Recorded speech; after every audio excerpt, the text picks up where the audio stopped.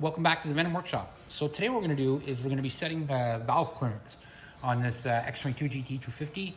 This is the perfect bike to do it on because this is the one that I actually upgraded and put the Nibby carb on. So this one's got the Nibby on it, but it's also got the upgraded muffler on it. So this one I want to definitely run a lot better. So what I'm going to do is I'm going to put my camera down. We're going to go ahead. I'm going to show you just how nice this bike starts with the Nibby on it already, but I would like to run a little bit better. So literally turn the key, brake, and it runs beautifully. But we're going to work on that too because I want it to be absolutely perfect. So we're going to adjust the valves.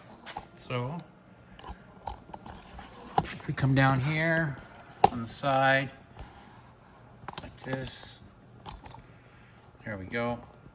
So these are our valves. And this is our in valve and this is our out. So this is our gas in, this is our exhaust out. So what I'm gonna do to adjust these is I'm gonna loosen them both off and then I'm gonna start the bike. And then I'm slowly gonna push them out toward where I want them. And you'll feel like a little pulse on them when you're doing it. And it doesn't matter if you do it with a set of needle nose. That's the way I like to do it. Or sometimes I can even do it with my fingers, just pushing them apart. It depends how cold the engine is. This engine's a little bit warm because I just started it, so I don't want to be burning my fingers.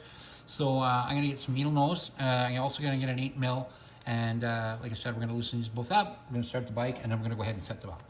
Okay, so now we're here. So what I'm going to do is I'm going to loosen these both off right now.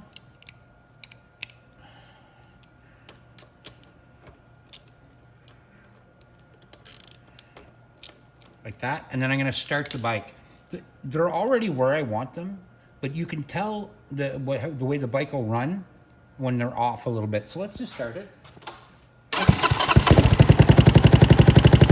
can hear that little click of the valve right now. And that's because my exhaust valve is actually hitting. And now if I bring it back, you hear that? Did you hear the difference in the bike? Let's try that again. Sound is even sounds bad. So once I bring it back to there where it's supposed to be, and that's exactly, see how it's just tapping my finger? That's the seat of the valve. So let's tighten that one because we know that's in the right spot. Now if we go up to our throttle one and we can open it up, now look at just as soon, and you can tell, you can hear it. Now as soon as I get to where I want it, tighten that down just like that. Listen how that bike's running now. It's running perfect. And that's all it takes.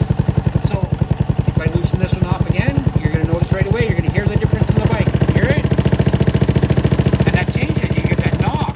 Now, as soon as I force it back to where it's supposed to be, just like that, hear how nice the idle went.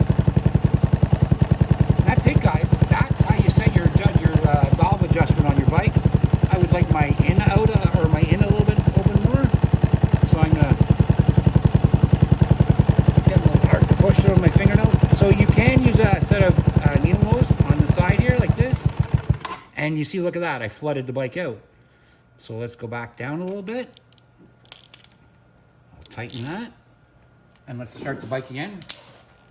And all I need to do is literally touch it, touch the brake. And there you go. So you see how much better now if I rev that. My throttle is right there. It's on response. Because I have my my valve clearance on this perfect, and now backside my valve clearance on my exhaust is perfect. There's no clacking of valves. It simmered the bike right out. You can literally hear it change